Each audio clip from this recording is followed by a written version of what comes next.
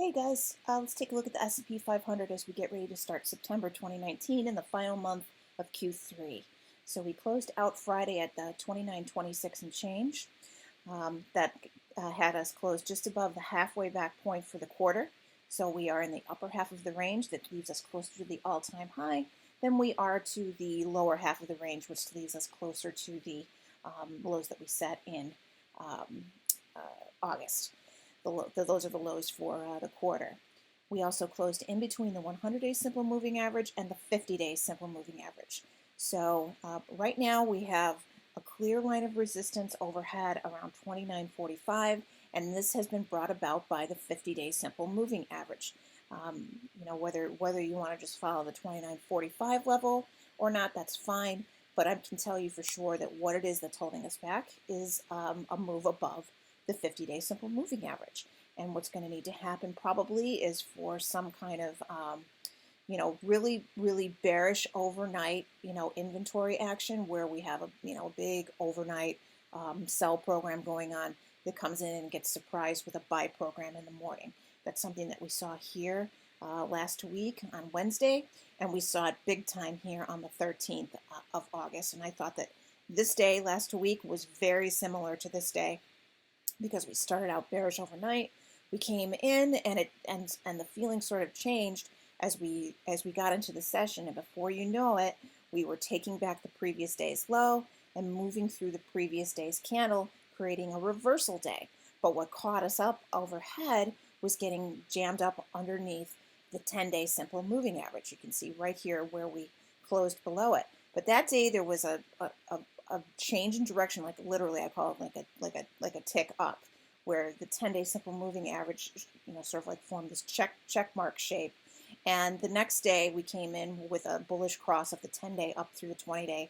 We haven't seen one of these in ages. So we got a huge gap up open the next day, right on the 100-day simple moving average.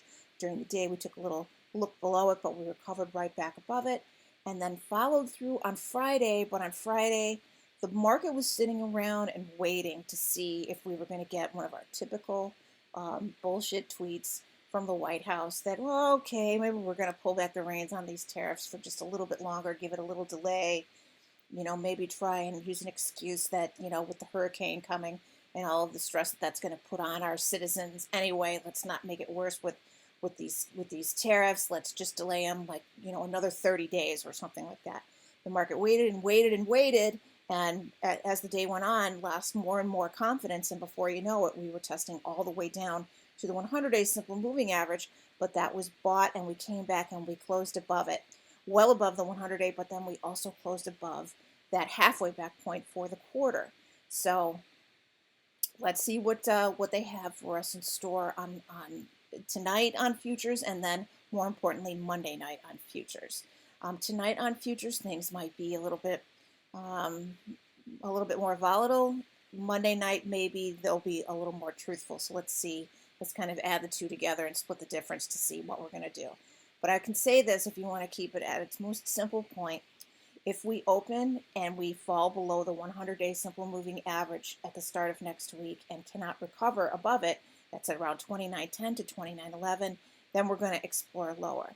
If we come in flat in between the 50 and the 100-day simple moving average, then we get a chance to see in session whether they take us up over the 50-day or they push us back down again below the 100-day. If we come in and we gap up open over the 50-day, there's no use fighting that train. We are going back towards the all-time highs, like it or not. Makes no sense whatsoever, I know, but we just have to follow the lumbering giant. We can't step in front of him, okay? We have to follow and trade what we see as traders of the S&P 500. This isn't telling you that you should go and add stocks to your 401k and your retirement plan and stuff. This is just talking about looking at the S&P 500. When we back out this roadmap chart a little bit more, you can see that once we get through the 50-day simple moving average, we fill a long-standing gap that's been here since the close on August 1st. So that would finally take us out of this sort of hole that we've been stuck in, sort of like underground, all the whole month of August, and we'd be back up here in this area that we were trading in July and towards the all-time high.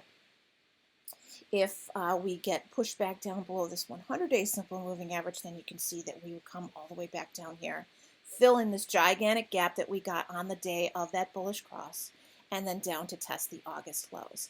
If we're going to test even lower than that, we get down here, we look to the August lows. If those break, we have our 200-day simple moving average. We have our uptrend that comes to us from January and through the June low, and then finally a gap to fill that takes us all the way back to test that June low. I want to say one thing though. The thing that really helped fuel us on, geez, won't let me like click what I want to click here. The thing that really helped fuel us last week, aside from tricking that overnight bearish inventory and taking advantage of them and turning things into a buy program once the opening bell rings, another thing that fueled us higher for follow through the next day was this bullish cross of the 10 and the 20-day simple moving average. And look at what's about to happen here. When we have a rising 100-day simple moving average and a rising 10-day simple moving average.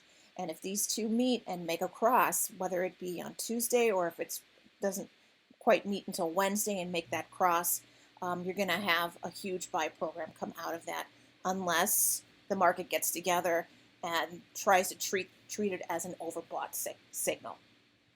So even if we have kind of an inside day still within this range between the 50-day and the 100-day, on Tuesday, if these two haven't made their cross yet, they're gonna come together and they're gonna make that cross on Wednesday.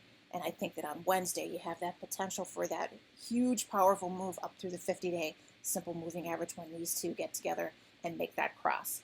Okay, I hope this all made sense and helped you sort of realize what's going on right now in terms of levels on the S&P 500. And right now there is very little to no spread whatsoever between the two of them, between ES and S&P 500. So what you see on ES is really what you're going to get on the S&P 500 right now, because we're getting close to the contract close as well. Where the contract rolls over to December, 2 more weeks. As far as the options are concerned, here are the September 6th, this Friday's options. You can see that the biggest volume was in the 2950 calls, which bodes well for that move up over the 50-day, and some good volume even going all the way out to 2960 and 2975.